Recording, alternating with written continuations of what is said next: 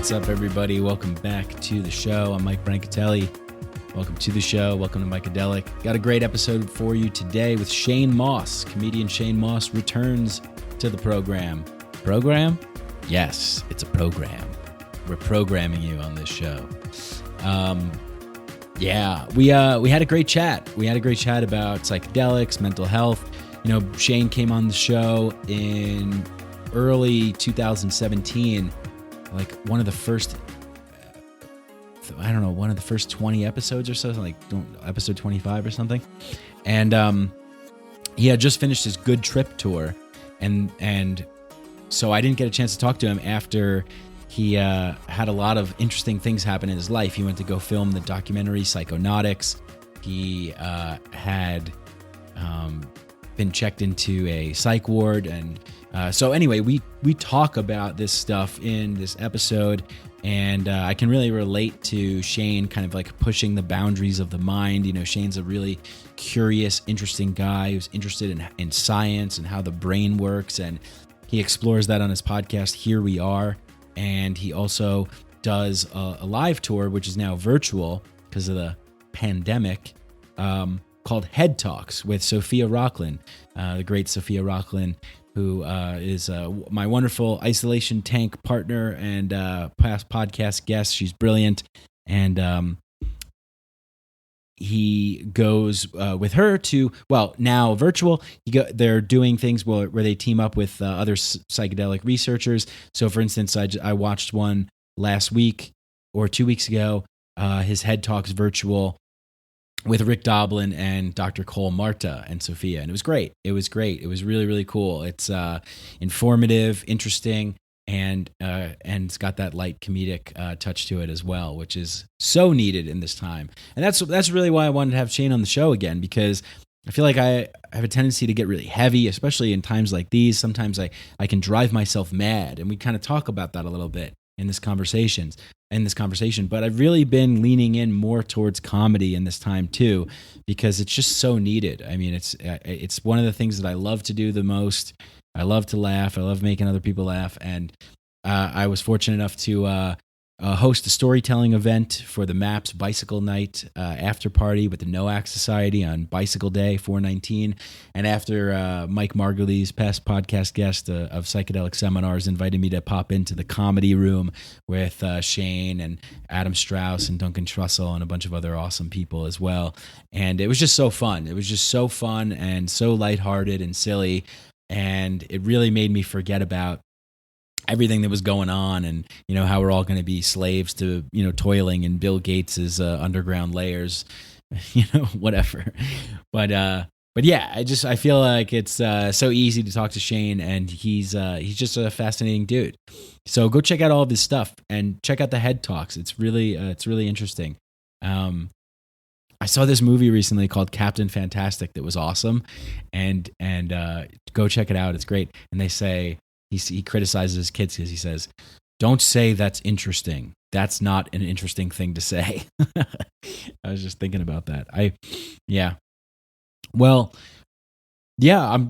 That's pretty much it. I'm making some changes to the Patreon. If you want to be a patron, you can check out patreon.com/Mike Brank. I'm going to start putting more attention and care into it, because I sort of had this idea to make it this really cool thing, and then I kind of left it, and I just left it to, hey, if you want to donate, you support, whatever. But now I'm actually invested in making really cool bonus episodes. This Shane Mauss podcast, for example, was an early access release. I released this on Wednesday for my patrons, and there's a private Discord server, the Micadelic Inner Sanctum Discord server, and there's just a lot of really cool things that I want to do. And I had made some t-shirts and stickers, but I'm not super happy with them. I want to get really great quality t-shirts with amazing artwork. I'm looking to collaborate with some artists and figure out how that will work, and make something really, really cool for people. That's essentially the goal, is to try and make things the coolest that I can make them with the limited amount of resources that I have. But yeah, that'll be, and I'm thinking that, the Patreon episodes are really going to be, a lot I don't know what's the word I want to use. They're going to be wild. If you think that things have been open and honest and free in the regular episodes, the Patreon episodes, I'm going to open another vault. So check that out, mikebrank.com/Patreon or patreon.com/MikeBrank. You can go to my website, mikebrank.com, and you can find that on there as well. So you could donate for as little as $1 a month, but starting at $5 a month and up, that's when all the rewards and cool goodies will kick in. And that's pretty much it. And, if you don't have any extra Federal Reserve promissory notes burning holes in your pocket that you just can't get rid of, don't worry about it. The people that feel, I love the mentality of like, give what you can, give what you want, fund what you love, support what you like.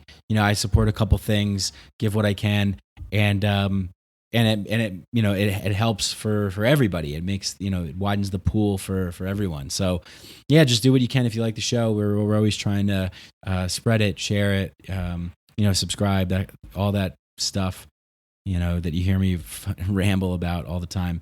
But that's pretty much it. Without further ado, I think you guys are going to enjoy this chat. Shane and I started talking, and so there's no real like context or setup or intro really, other than we just started talking, and it just kind of went where it went.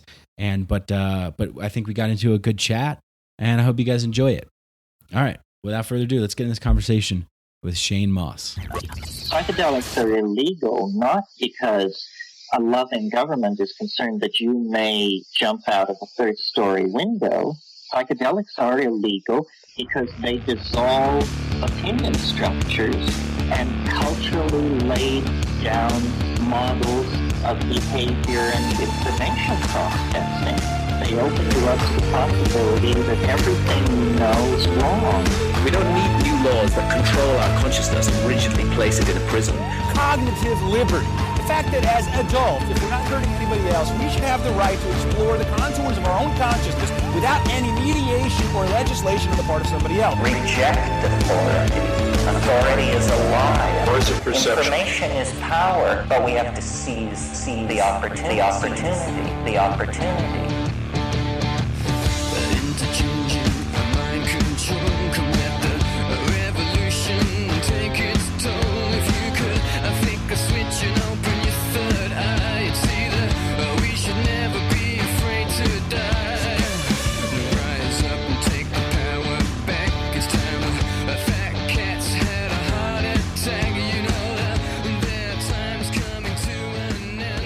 Hop into a conference. It's always good to bash social media as an opening of a podcast. Yeah. That I'm going to then promote on social media. Yeah. Check me out at Shane Mauss on Twitter and at Shane_Mauss. I think I just changed it to on Instagram.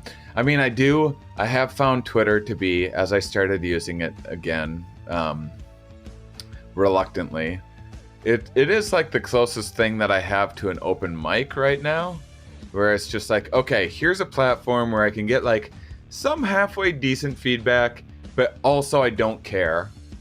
And then like if I lose people, if I alienate people, so be it. Like that, you need like a space like as a comedian, that's what open mics are for. Yeah. And then and it's a workout space. And then when something like I kind of like that, or that got a decent response, or okay, I thought of a new way of phrasing that. Now I've been just like doing it on Instagram, like putting it up with a silly picture or making a video out of it or doing things like that. So it has been interesting getting back into social media. And there's a few things, it's definitely like a drug, of just like, you get some retweets and you're like, yay. And then like that high wears off really quickly and turns into retweet withdrawal. And then like, oh, okay, maybe if I get another one out there, then I'll get some more validation. Oh, that didn't work. Okay.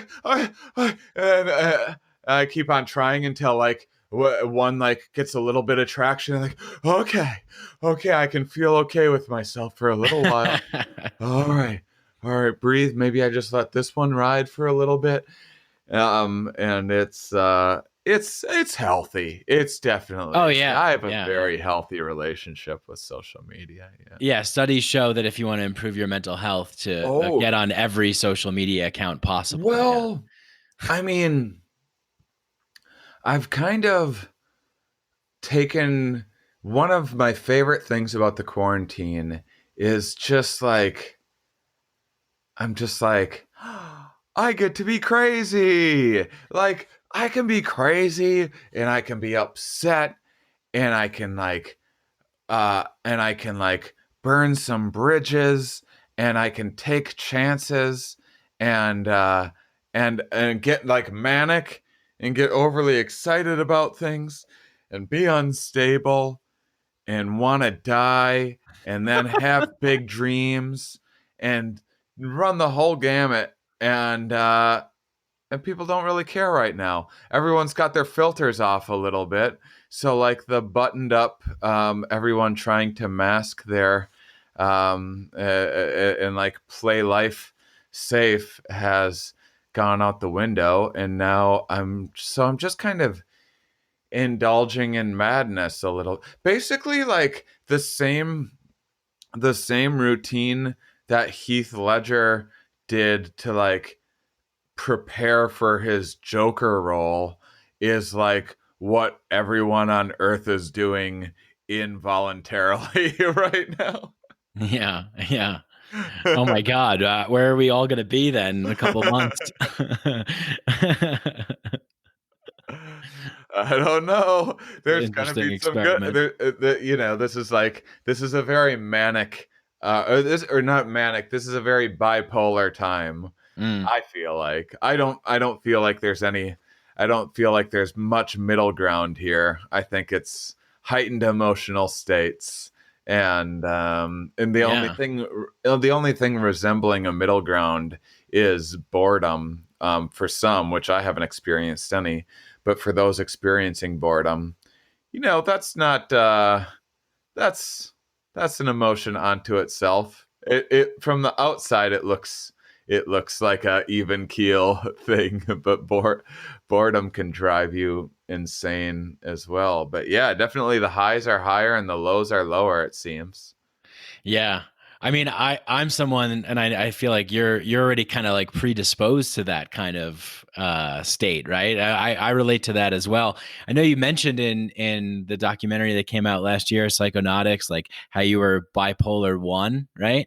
But then you moved to 2, or you moved to from 1. You moved to from 1. 2 to 1. Yeah. 2 to 1. Okay. I'm still at 2's the lesser. I'm still at 2, so I'm not quite there yet. Oh, wow. Well, wait till you get to 1. You're going to have quite the story to tell. Yeah, I definitely haven't had anything like 1.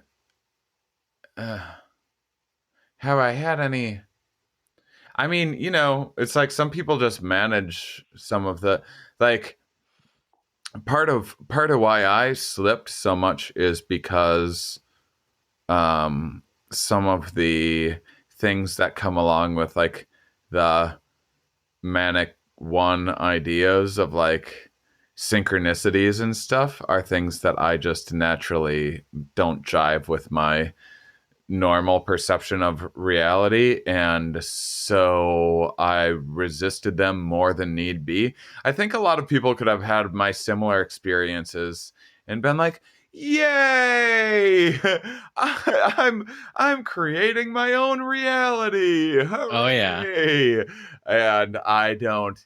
There's nothing positive that comes out of me thinking that I'm in charge of anything or simulating this, or that the universe is tracking me or interjecting itself in my life.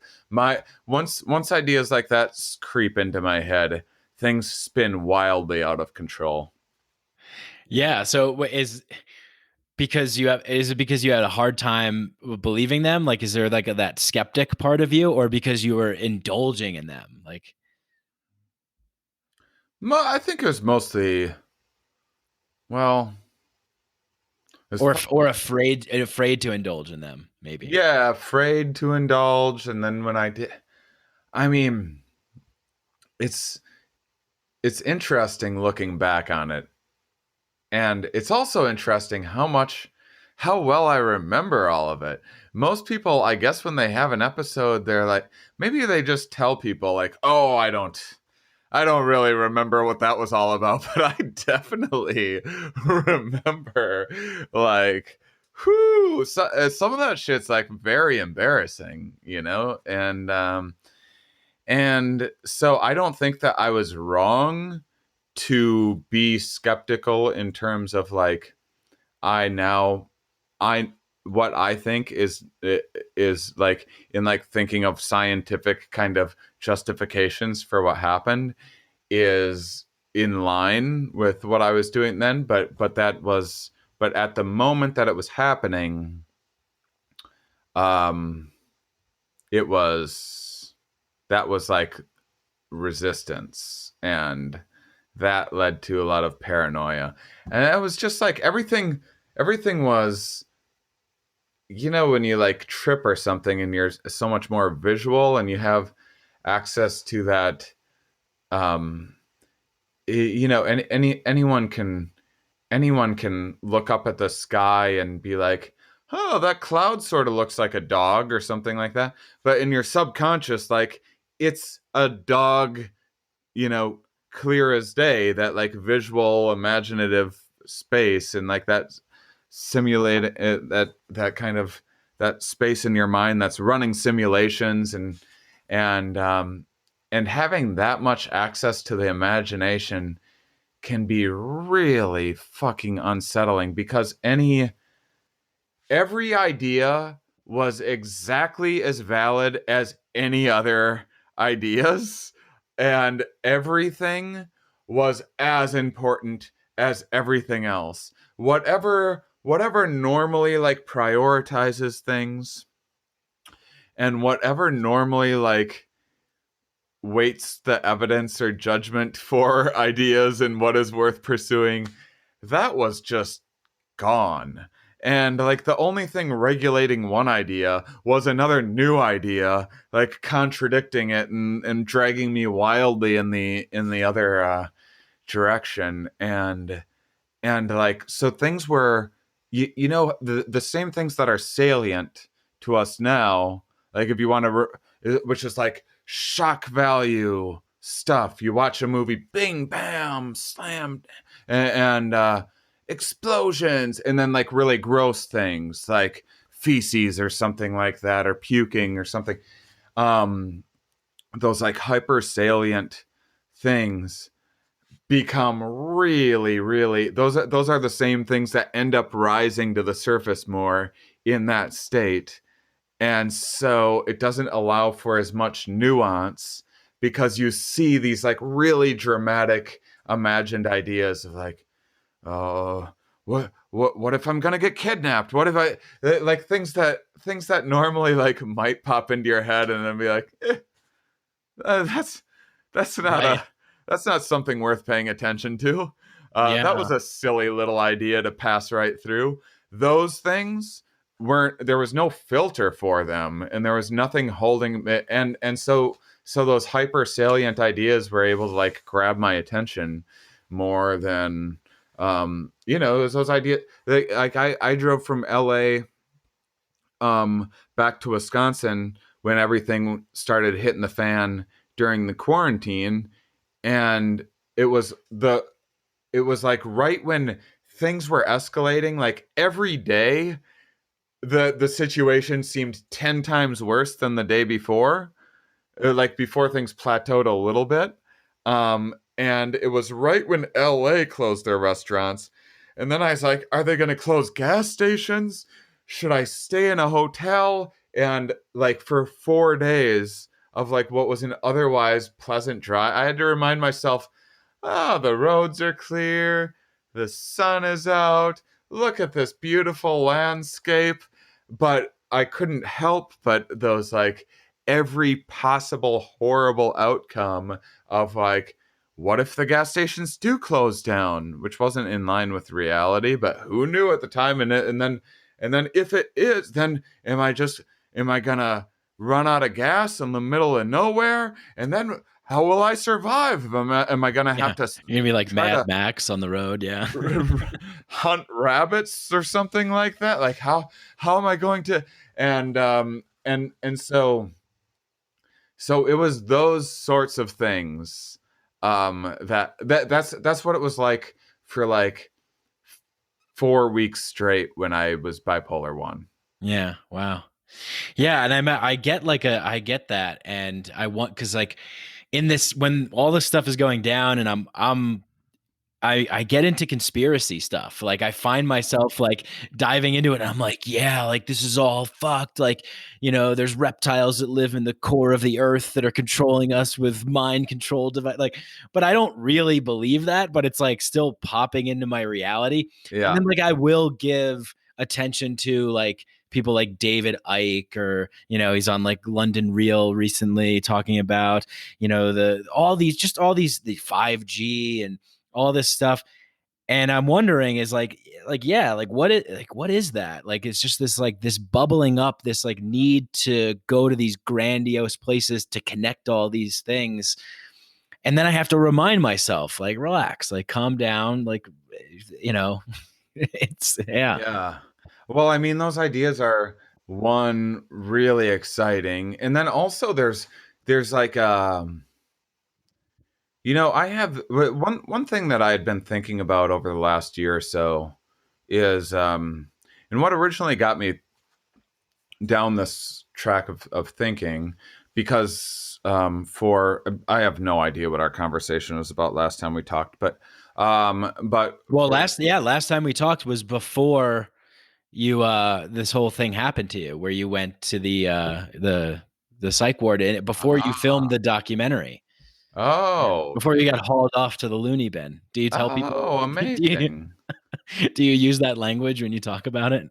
Sometimes. Yeah, it makes it more fun, I think. I did get hauled. It was against my will.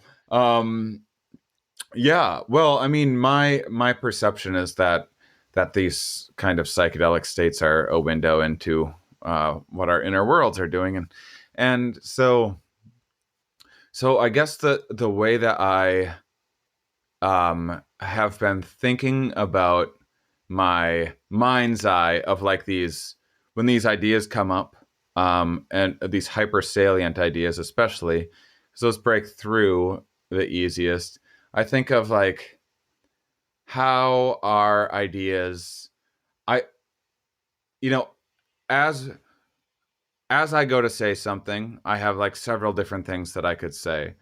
And you're sitting there with already things that you could say, but you're waiting for the appropriate time for the break in whatever, my conversation or whatever, and then you're going to interject. And then when you do that, you'll say the one out of the 5 other things that you're thinking. But from my point of view, you're just saying whatever the thing is on your mind. I don't have access to the other contents of your inner world. So as far as I know, you just have that one idea that you're sharing, even though I know that we all have a zillion ideas spinning around in our heads all the time. Well, I think the subconscious is the same way, where for every idea that you have that springs into your head, there was like another 10 or however many, I have no idea, that were close, that were like on the surface, that could have. And how does your subconscious, what is like the criteria for expression? And it's probably much the same as that we use to determine, when you're sitting around having a conversation with someone and you go like, should I open my mouth right now? Well, how relevant is it to the situation? How interesting is it right now?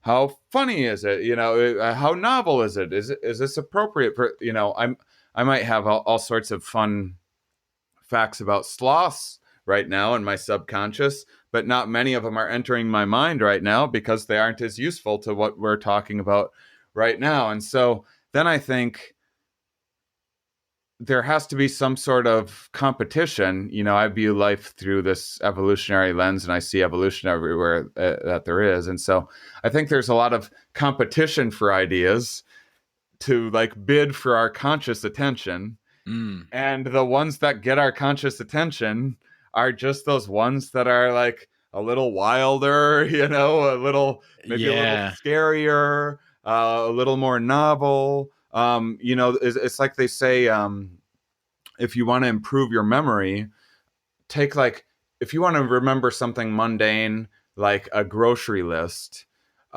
just make it really, really outrageous, and hyper salient.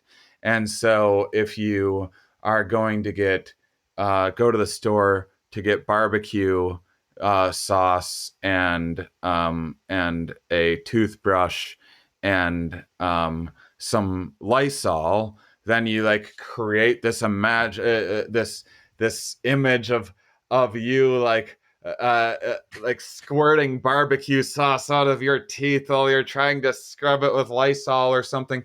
And then that image will just stick there a little more. Yeah. And then you'll remember this otherwise mundane stuff. So I think that in that same way, because I was thinking about, why do we have suicidal thoughts? It seems weird. I mean, it might just be an outcome of being a smart enough species to be able to consider all of these possible outcomes.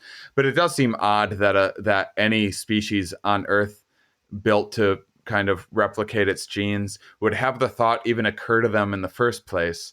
Or why do you envision like, you say something dumb and you want to like hit yourself in the head, prefrontal cortex, by the way, that's like, oh yeah, which is interesting because it's like, that's like your instinctual inner monkey trying to knock out the big guy so can punish take him out or something. And he's hopefully quick enough to stop the fucking inner monkey from doing that. And so I thought, what if your inner world is able to use your visual system to express an idea to you? And so in the same way that if we are playing charades and I draw like the word anger, and so I got to get you to guess this word. So I go, and do this crazy act out.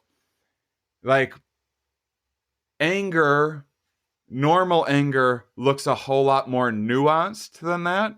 But if I want to get your attention and I want you to guess, I'm doing this like overly dramatic characterization. And so if your subconscious is trying to get through to you, and like, if a picture says 1,000 words or whatever, and it's trying to project this image, if it has an image of you like killing yourself or something like that, wanting to like jump off a cliff or whatever, which would probably be my preferred method. I think that it might just be telling you something a little more subtle and nuanced, which is like, hey, if you keep up this behavior, your life is you're like slowly killing yourself or something like that. And so I think in that same way, when we have, say, conspiracy theories or this rise of simulation theory talk right now, which I love a good simulation theory conversation, but I do think it's funny that there's more simulation talk now than there was a year ago, even though there's the exact same amount of probability that we're living in a simulation. To me, that indicates, at least in the simulated models I'm running in my mind, that maybe these ideas are coping mechanisms and defense mechanisms, and maybe they're just these hyper real, hyper salient, exaggerated expressions of what is otherwise just like this feeling of hopelessness and feeling like you don't have control, and that like no matter what you do, it's not going to work out. Everything's against you, because the odds are stacked against us all of the time in life, in a number of ways anyway. And there's something in tune with that all of the time. And so then when we go to express that, I think that we maybe latch on to these more grandiose ideas that are almost like archetypes of more nuanced emotions. Yeah, it's like the thing that gets our attention because we want that like big juicy thing. Like it's like the bait for the fish. It's the fish isn't going to come up and just like nibble on a raisin. Like it wants something really salty and delicious. And yeah, that's so true, man. It's wow. You said so many awesome things there, and it's like, yeah, it's just like we're in this like life that just needs that excitement. And even how you were describing how you were interacting with yourself before about the thoughts that were arising in your head. It's like one of the things that came to my mind was, and even in conversation with people, when you're on psychedelics, and sometimes when I'm on psychedelics with other people, it's like, you're like, we're all like excited and we're all talking about the thing that we're going to do. And like, oh man, like, what about this idea? And yeah, you were reading my mind. And it's like, and like, we can go through that ourselves as well. Yeah. I think that, I love the expression, or the kind of term or wording, non-specific amplifier. I think I was kind of late to the game on that one, and whoever first said it, who started that, fucking nailed it. Because that is, Stanislav Grof. Really? I think he was the first person to talk about it as being a non-specific amplifier. Yeah, because it is. I mean, it really is bringing up what is in there, and then that's like, that's why I always warn people about, like, be careful when you do like a psychedelic and you're like, I saw the truth. Like, well, you saw the truth about something, but often you saw the truth of your biases that keep you from seeing the truth, and that itself looks like the truth, and so I mean, I find the psychedelic experience I've always, my number one reason for doing psychedelics has been to explore the mind, and that's why they go hand in hand for me with having a science podcast and talking with psychologists and stuff. And so I've just never been, one of the people that's just like, saw aliens, saw a different dimension. That's just never been my I mean, I shouldn't say that. I've had enough DMT experiences to be like, what the fuck? but that's when things ran away with me, once I started like buying into that a little bit more. And maybe that's just because I'm closed-minded, and so I didn't want to resist that I've spent 20 years being wrong about what the psychedelic experience is or whatever. But yeah, I absolutely love that. And I think this pandemic is a non-specific amplifier as well. The optimists are seeing the most silver linings. I have like my friend Peter McGraw, who I was in his book. He just put out this book, Shtick to Business. That's like business lessons from the world of comedy. And he's like the closest friend that I have to Tony Robbins. Oh, wow. He's just like that's his personality type. And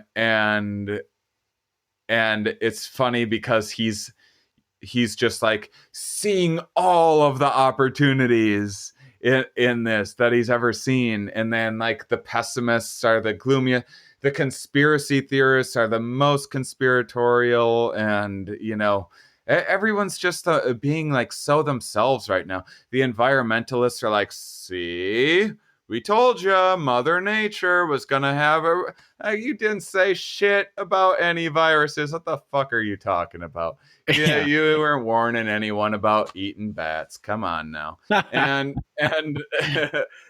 We told you not to eat bats. And I only say that because I'm rooting for the environmentalists, because I think they're one of the most important groups of people on the planet. But I think that we all, and I'd say the same thing about the psychedelic community, in that we need to be hyper aware of calling ourselves out on our own bullshit as much as we possibly can. And that being said, I have found that my fucking cynical self is having a field day right now. Like, I was just going back. I just went all the way back to when I started Twitter to like see, and I'm like, oh yeah, I've always been like a button pushing, like cynical motherfucker. And I just like have been working on that and like giving people a little more credit, and maybe not alienating as many people, and maybe not like coming off like an arrogant dickwad, like I know, which I don't. I think I'm a fucking idiot, but I love giving other people a hard time for being an idiot as well. And that's a part of who I am. And I'm not super proud of it or anything, but boy, that's part of it that makes coming you to the surface. Yeah, that's the part that makes you a good comedian, though, too, right? Like, I mean, you have to have that part of yourself to look at things and go, I don't think so, or like, oh, that's kind of bullshit. Yeah, this is ridiculous. Okay, like, look at what these people think. Yeah, it's hugely important, and I risk alienating so many people. I just like. And I feel bad. It's a tricky position of like I love calling every social norm out. And what that sometimes means is saying, hey, you motherfuckers gotta stop having so many kids, and also marriage is kind of goofy. And then, but like, also, what a fucking dickhead thing to say to like people that just like got married and are having a happier marriage and probably are happier in their marriage than I am. You're not like going up to married couples with kids in the park and saying that. Like, Well, I might. That would be cruel. I might start. Hey, great kid. What'd you get, a freshie? Yeah, couldn't adopt one. Had to have one of your own, huh? All right, yeah. Oh, yeah. We have plenty of resources. Thanks for your freshie. No, but that would make me a total dick. But that's the trick of like, yeah. I don't know how much of being cynical is like helps deliver the message that I would like to necessarily deliver, and how much of it is just that there's like a naughty boy inside of me that's always loved pushing buttons and doing the naughty things that he's not supposed to do and not following the rules. And so how much of that is just like sort of immature, and so that's something that's been coming to the surface for me personally in my own like whatever self-exploration during this time. Yeah. I mean, I've definitely gotten way more into comedy during this time too, where I feel like I've always been into comedy, but I've like, sometimes I divert from it a little bit and get really heavy on the show, and, but I found myself watching a lot of old Norm Macdonald, SNL Weekend Update jokes and stuff. And like, just like a refresher of those kind of naughty, things that you're not supposed to say. Like, he has all these OJ jokes and Bill Clinton jokes and just that kind of thing. And I'm sure, there's a lot, I guess, going on now too with that, but that boundary pushing, the saying the things you're not supposed to say, that's, I find that to be like so refreshing too, Yeah. I mean, it's interesting. There's lines here and there, so it's a fun thing to explore. I have you said you saw my quarantine couple show of like, which is just like a way of exaggerating what's going on right now to comment on things. It's basically like taking the quarantine situation and putting it in like a South Park kind of world where, you know, everything's exaggerated and ridiculous, but it's still kind of a parallel of and used to comment on what's going on. And that filmmaker Jocelyn McGuire that I'm doing it with,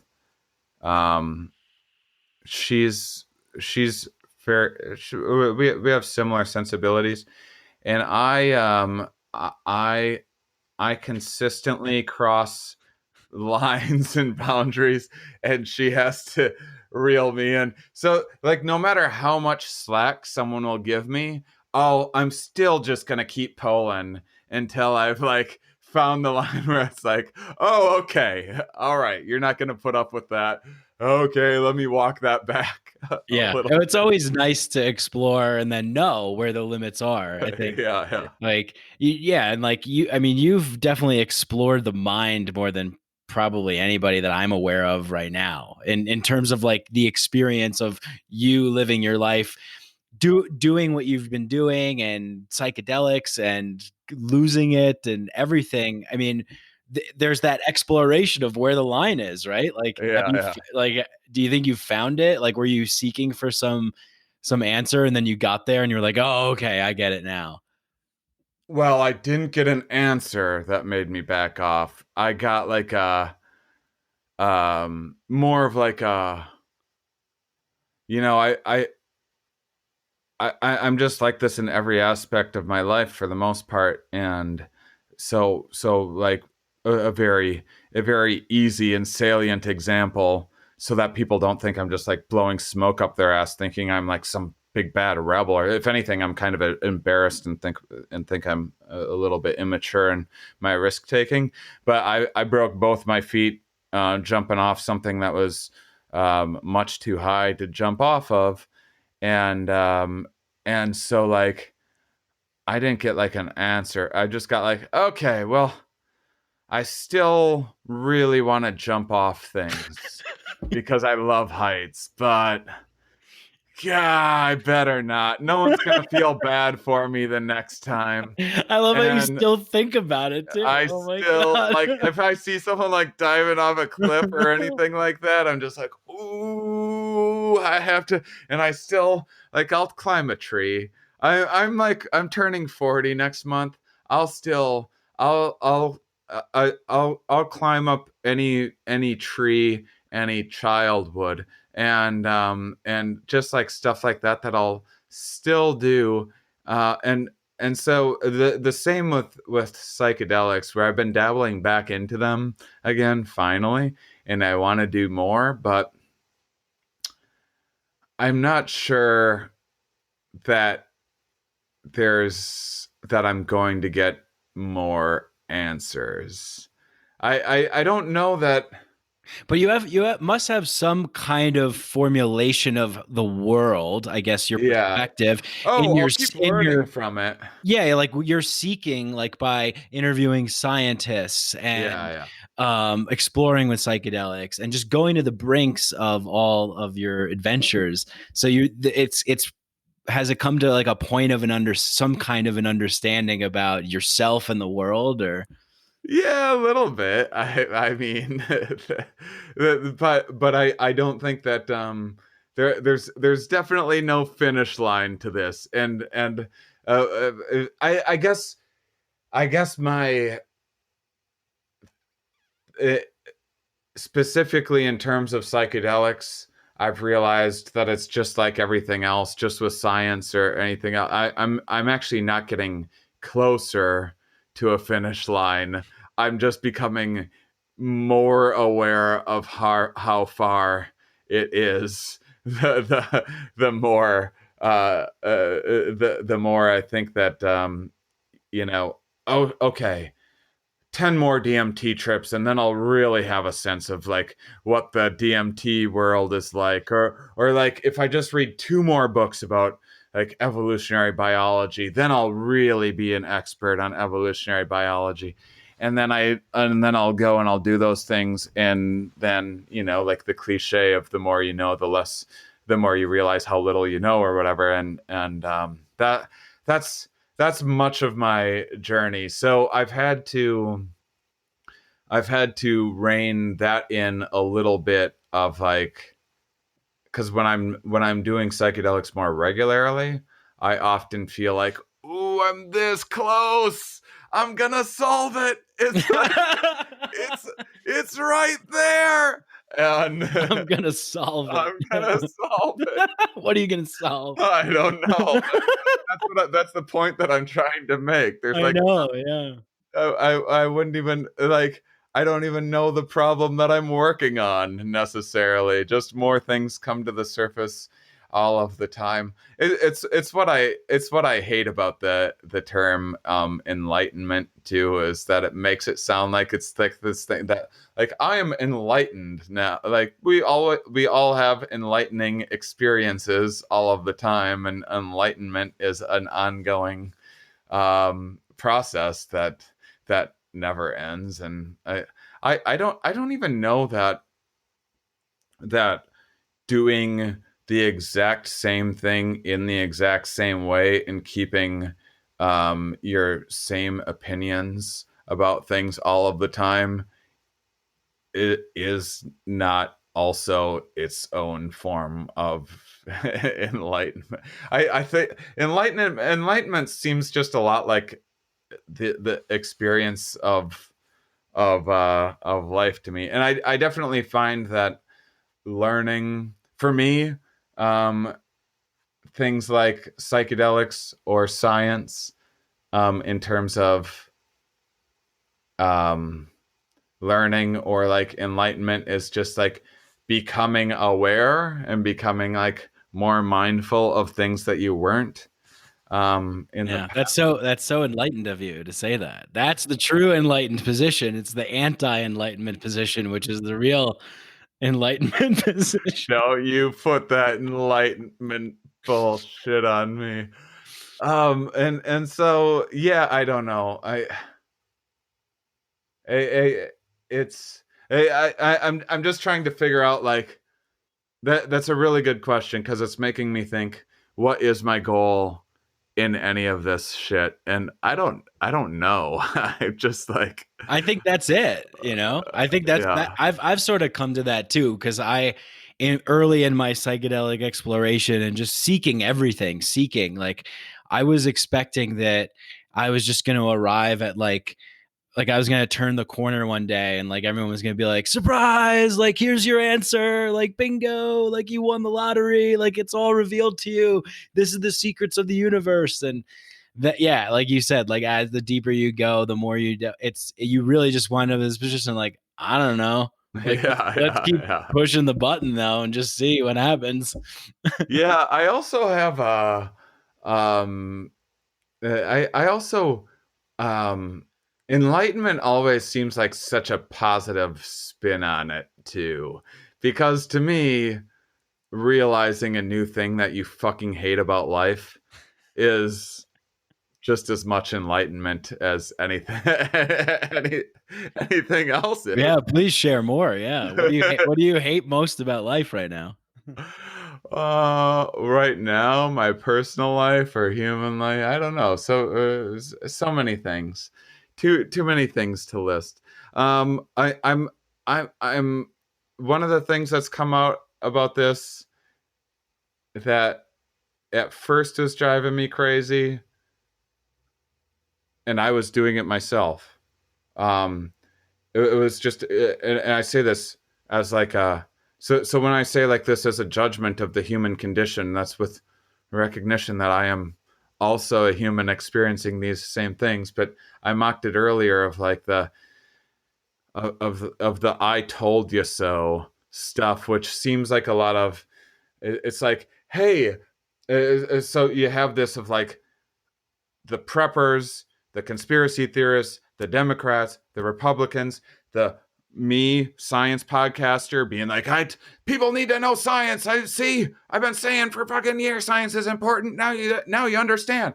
And environmentalists, like I mentioned, the people that think life is hopeless, it's not worth trying, are now like, see, resigning myself to giving up and having no hope. I was right. Look how much the odds are stacked against you. It's just like whatever your position was, you're now seeing this as confirmation bias. It's just, but it's this fucking incredibly potent combination of hindsight bias and confirmation bias coming to a head that everyone seems to be tricking themselves into, which is like ultimately this thing of like, why don't more people listen to me? Why don't more people realize how right I am about stuff? Jeez. Now if everyone would just finally come and give me the apologies that I'm owed for them not paying more attention to me earlier, and then listen to every word that I say from here on out, I will feel vindicated for this. Yeah. Life. And it doesn't matter like what your position is. It seems like everyone's having that same, or everyone was at least having that same universal experience early on with this. And so that was kind of driving me crazy, but also cracking me up at the same time. Yeah, and like you said, we all have like the propensity to do that too. I think everybody just I wants. think it's pretty unavoidable. Yeah, it's like we all just want to be connected a little bit and have a little, attention and come our way. Yeah, and that it's always nice when you see something that you had engaged in. Like for example, like with myself, like maybe earlier on, I'd be like, "Oh, I found the truth. Like I saw the message in this experience that I had," and then realize like how I was being, and then I would encounter someone else that would kind of mirror that back to me with their thing, like, dude, it's all about the aliens and the DMT, like it's all the aliens, man. And then I'm like, oh, that's what I'm doing. Yeah, man, I'm still guilty of it. But yeah, so I guess then when it was like seeing that universal experience, I thought, well, what is like the most dangerous group of people doing that? And some of it, so I don't know. This is also in the kind of what about, or I tried to warn you fashion. I also have like the my angry atheist in me that I packed away like 10, 15 years ago, something like that. And became more open-minded and gained an appreciation for spirituality and community building and saw the many positives in these things. Well, that motherfucker that used to like worship at the idol of Christopher Hitchens is like back in full force. And so I have to watch it, but so I'm doing like the same thing that I'm accusing other people of constantly. But I did on my drive back, I called one of these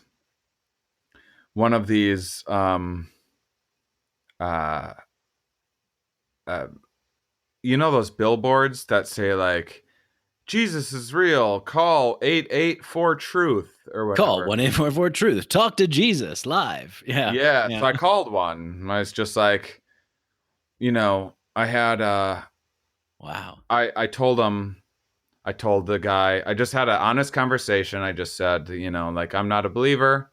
I'm not calling to be a dick. I'm just like curious. I see this billboard all over the place. I'm wondering what it is. And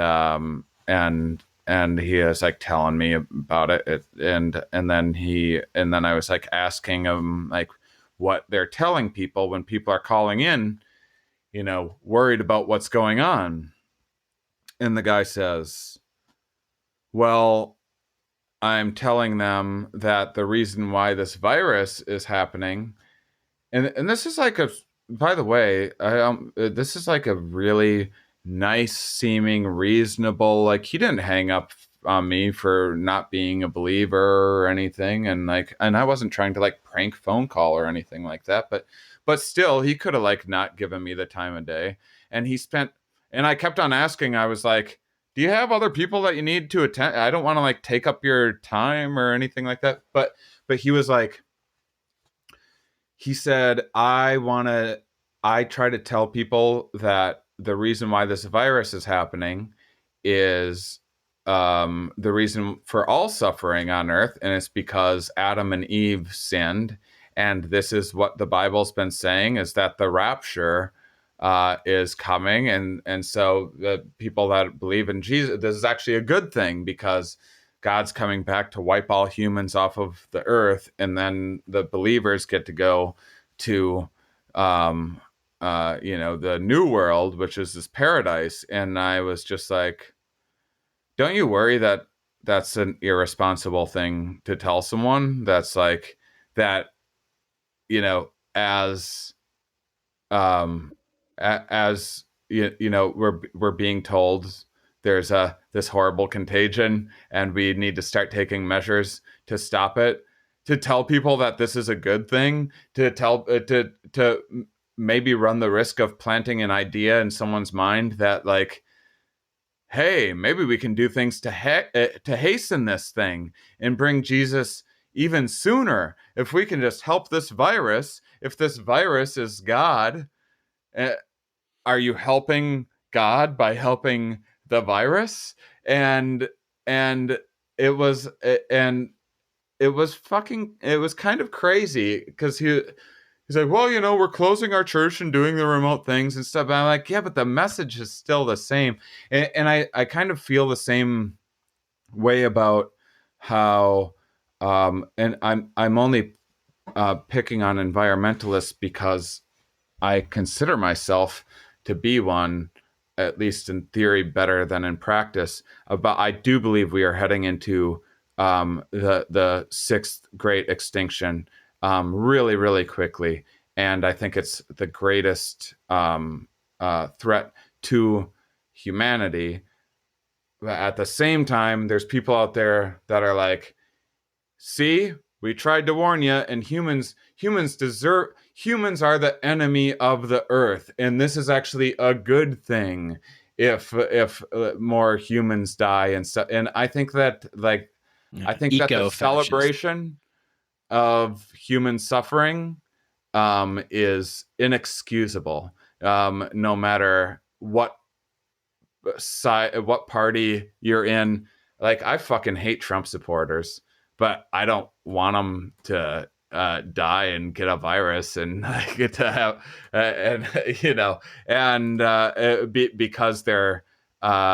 because they're gullible enough to believe a con man. And so that's been driving me a little bit crazy when I hear some stuff like that bubbling up. But it's also really interesting of that we tend to like anthropomorphize these like big concepts and assign agency to these enormous chaotic systems, whether it's Earth or the universe or whatever, and then that allows for, and then you put that egocentrism, you tie that in with some egocentrism, and then it's like, well, since I'm special, like, the bad things won't happen to me. Like, and I say this as someone that fucking thinks they're invincible and takes way too many risks in life and is as egocentric as anybody is. But then you, like, one of the, I think, defenses for this is like this just world fallacy of thinking that like we live in this controllable, just environment, and when bad things happen to you, it's not your fault. When good things happen to you, you earned it. But then with other people, when bad things happen to them, they must have done something wrong. When good things happen to them, they must have got lucky.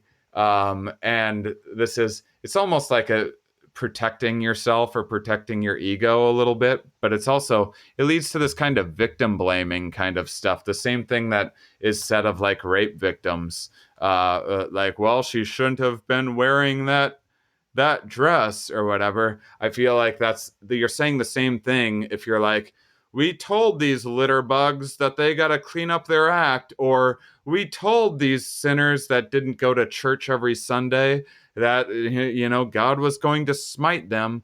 We told these Trump supporters that this guy was a con man, or we told these liberals to stop being so gay, or what you know, whatever the thing is anyone that's using this as an excuse to say that like some group of outsiders deserves this I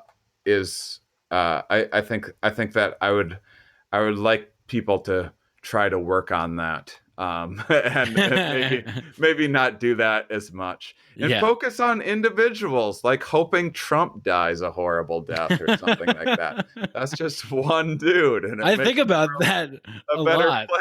Like, Yeah, he's one of the most unhealthy people in the world. Like, how he's is never he? gonna die. I don't understand. He's gonna live to be 200 years old. I promise you. He's gonna get corona, and it's gonna make him stronger than he's ever been before. Yeah, it's crazy. And, Doesn't he eat like McDonald's for every meal? but yeah, and and it's not even that I necessarily want him to. Well, I sometimes do want him to suffer a little bit. I would love for him to go out in a real like comedic death, like like a huge anvil falls on his head from like. Yeah. No, I do indulge in thinking about Trump dying. I'm not gonna lie about that. It's not the thing that I'm most proud of in life, but I'll tell you, it certainly is a very easy trolley problem for me. You know, like first off, the trolley problem of like, do you pick one person or 5 people? I'm like, yeah, no problem. I pick the one person. That's just with 5 people. With Trump, there's a whole lot more lives on the line. Yeah. But yeah, I mean, he could easily just resign, and I would also be happy. That'll never happen. With that, and that's never going to happen. So, you know, I'm weak as well, but when you ask me the things that have been like driving me really crazy, it's when these outgroup biases start flaring up, and we're kind of, I don't know that it's necessarily like wishing harm on groups of people, as it is just like a defense of like, well, I vote a certain way, and so because I'm acting in the right accord, I'm less likely to have the bad things happen to me. Right. You know, so I think it's coming from like a more innocent place than just wanting outsiders to die or whatever. But I sure wish people were a little more aware of that and learned about things like fundamental attribution errors and stuff like that. Yeah, everyone wants to be the hero in their story, you know. Yeah. So those are the things that are driving you. What about the things that are making you happy right now? What are you looking at? Like you said, you're doing a lot of stuff. You're creating a lot of content, right? Yeah. You're doing your head talks now online. I went to one of them. I went to the one with Cole Marta. I guess maybe it was the first one, and Rick Doblin and Sophia. Yeah. I mean, it's bittersweet because it was my favorite tour that I've done, and it's not, you know, it's head talks when it's live. It's a half stand-up comedy, half science talk show, but to do that virtually wouldn't make sense, and virtual stand-up comedy doesn't make any sense to me. But at the same time, I don't know, I thought it was a really cool, fun event. I'm doing another one May 2nd about the history of psychedelics, and mostly, I think we're going to be talking mostly about policy, I think, with the guests that we have. Who are we going to have on that one? Erica Dick and Susan. shoot. I just found her recently. I was really impressed by Susan Chapel. I think that's how you say her name. And she's she has a background in politics and got into psychedelic advocacy, and then got into like start her own startup company of doing like microdose stuff and whatnot. And I don't really know much about her other than I saw her talking, and she was a really fantastic communicator. You know, I have a real eye for who can deliver a good message, and that for when I'm trying to put on a paid show, it's easier to like know people are really going to knock it out of the park in terms of being able to communicate. It's like, as you know, Sophia was who I had traveling around, Sophia Rockland. Yeah, she's like mind-blowingly brilliant. It's like crazy. Yeah, she's the most well-spoken individual I've ever fucking heard. And it's funny because like we have compatible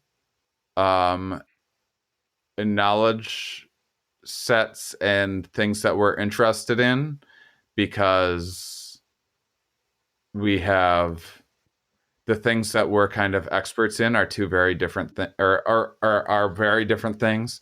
Like she's more verbally fluent than I am. I have but I know how to write jokes and say things in an attention grabbing like plain spoken way, and she knows ecology and ecosystems and stuff like that really well, and I know psychology and those kind of how the brain works stuff better, and so it's funny because there's a lot of things that I don't think that we necessarily see eye to eye on. And but I don't want to argue with her because she's so fucking. You think she'll win? I think she'll win.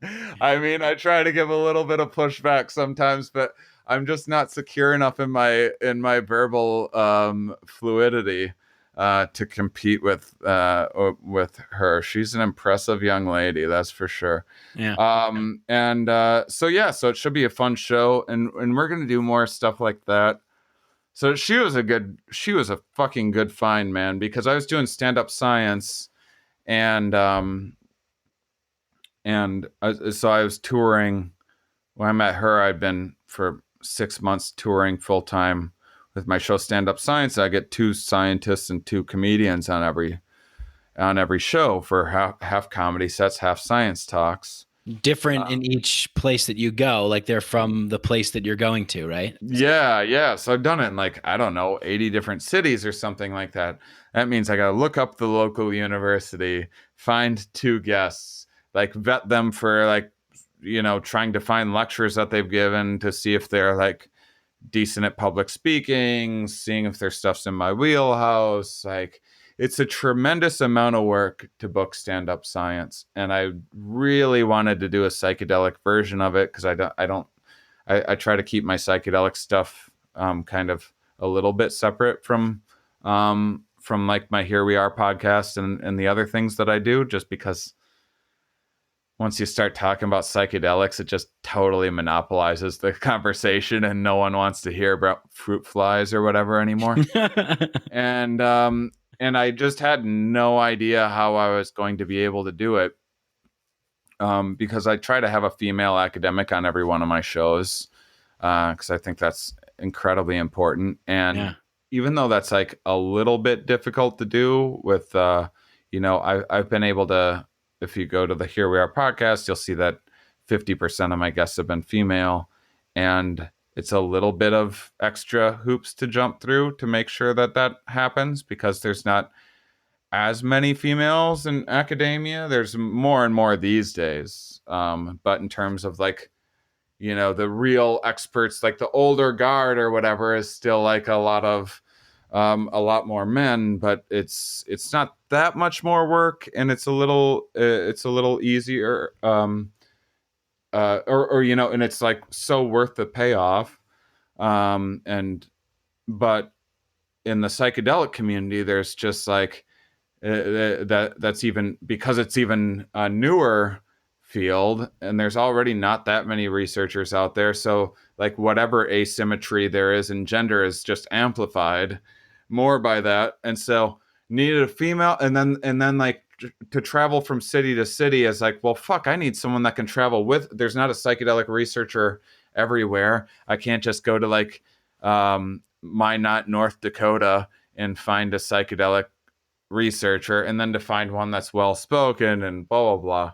Yeah, yeah, and that's something really cool that you do too, is that you go to a lot of these like underserved areas, like, that maybe won't be getting that kind of show. So yeah, and so anyway, all of that is a long-winded way of saying everyone should check out Sophia Rockland, because I think she's a exceptional human being. I think she'll be one of the future kind of leaders in the world of in the psychedelic space. Yeah. Her and I have been doing this live stream show called Isolation Tank, like every Tuesdays and Fridays with a bunch of other podcasters and stuff. Oh, nice. Yeah, if you're ever free, you're welcome to join, of course, too. Yeah, we're just like happy to riffing about things. Yeah. Let me know. I'll do that. Yeah. Awesome. Yeah, we both Sophia and I also we might have just missed each other because I was at the Temple of the Way of Light, and then I guess she had just went there, like as I was leaving or whatever. So, yeah, drinking ayahuasca down in the rainforest. Yeah. Huh. It was funny on tour. She had there's a ton of people that came out that had. I guess that must be a pretty popular temple. Because because there's a ton of people on tour that didn't even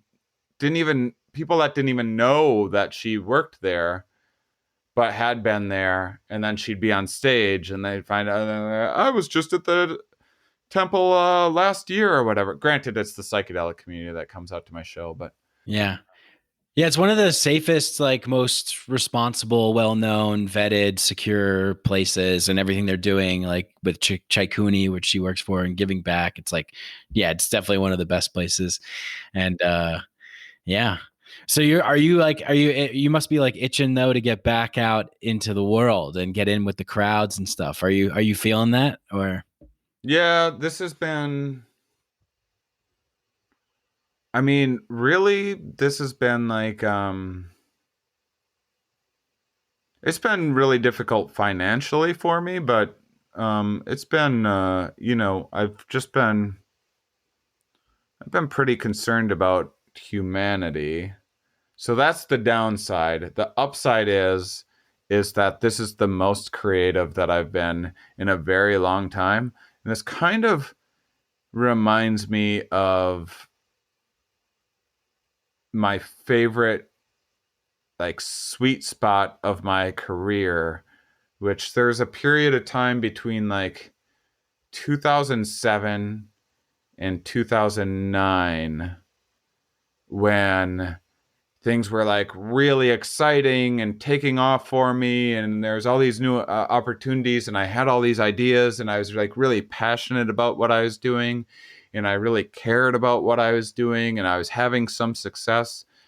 And that's how I feel right now, like really motivated and creative. The downside of that is like a lot of figuring out tech issue shit and like beating my head against the wall of like, I figured out, figuring out how to market live shows took me 5 years to be able to do really well and consistently, on the road. And now to figure out a whole new thing of like navigating social media and the YouTube and all of that stuff is going to be a tremendous undertaking, but I'm learning a lot, and I'm also learning this is all stuff that should have been a part of my career anyway. And so yeah, in an ideal world where people are going on and supporting me on Patreon or however the fuck I'm going to figure out how to find money doing this stuff, it's definitely been a creative boon. Cool, man. Yeah. Well, yeah. Maybe we should end there. Like, tell people where they can go and find you and support you. When I tuned in, I think you were using this thing called Crowdcast, and that was really cool. I mean, it made it for a really cool interactive experience. Definitely worth the $7, that it was. So yeah. And I'm trying to do a thing where if people support me on Patreon for $5, they have access to all of. I'm trying to do head talks or something similar every other week, and then I'm going to start doing my show Stand Up Science as well. So if you support me on Patreon for $5, you should get all of those for free. So that's like a $28 value or something like that's that's $5 a month, right? Yeah, $5 a month. Yeah.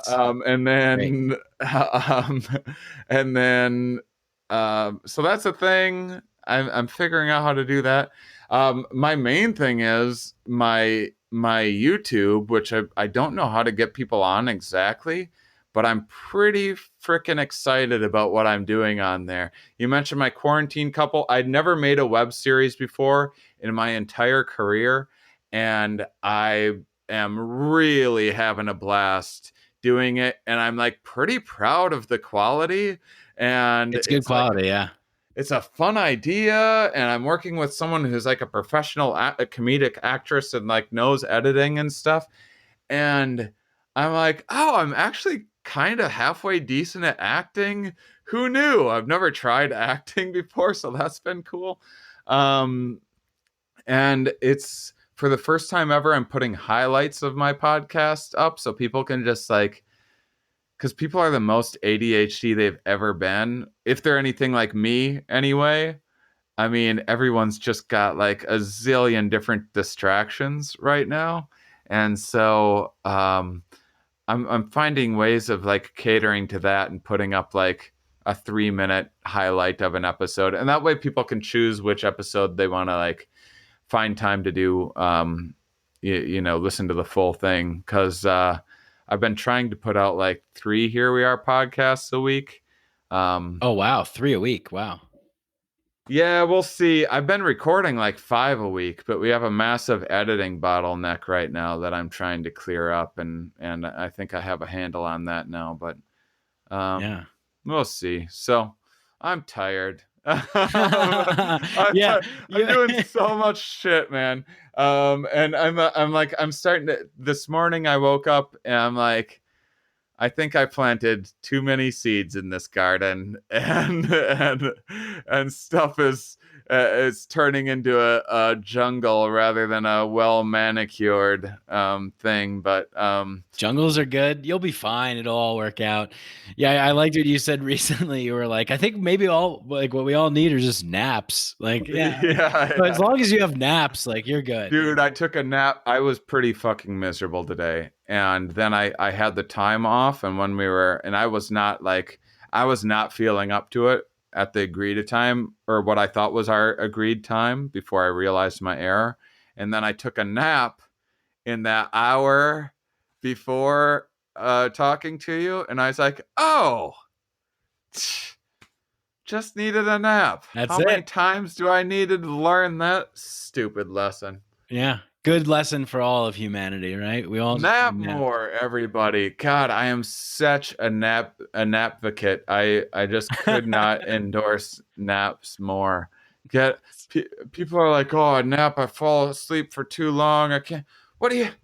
Why are you judging your naps so much? Just try napping. I can't fall asleep. Then close your eyes for 20 minutes. You're still going to get rest. I get so worked up about naps. I'm like, I probably need another nap just so I stop getting myself so wound up about how great napping is.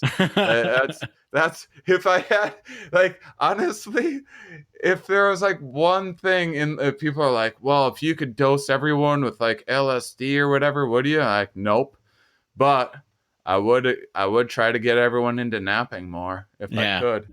Yeah. That is what this world needs, more nap time for sure. I totally agree. Well, Nice. thanks for having me, man. This has been a lot of fun. Yeah, likewise. Thanks for being on again, Shane. So Anytime. People could go to ShaneMauss.com and they could follow you on Twitter. Shane Comedy, is it?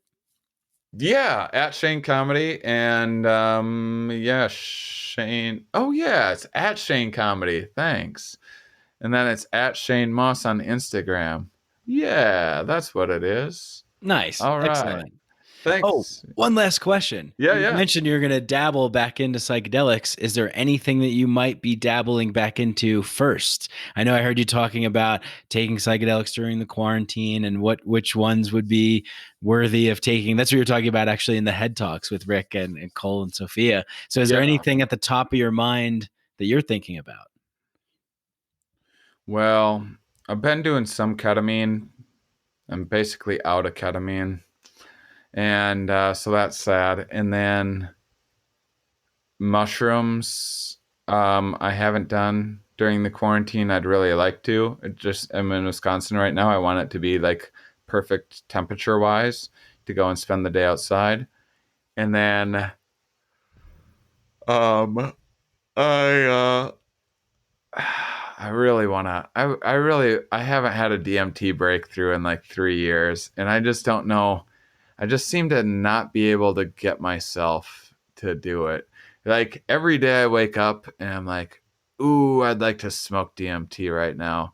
But the reality of actually doing it, I can't get myself to, I don't know why. I don't even know why I have such nerves, but I do.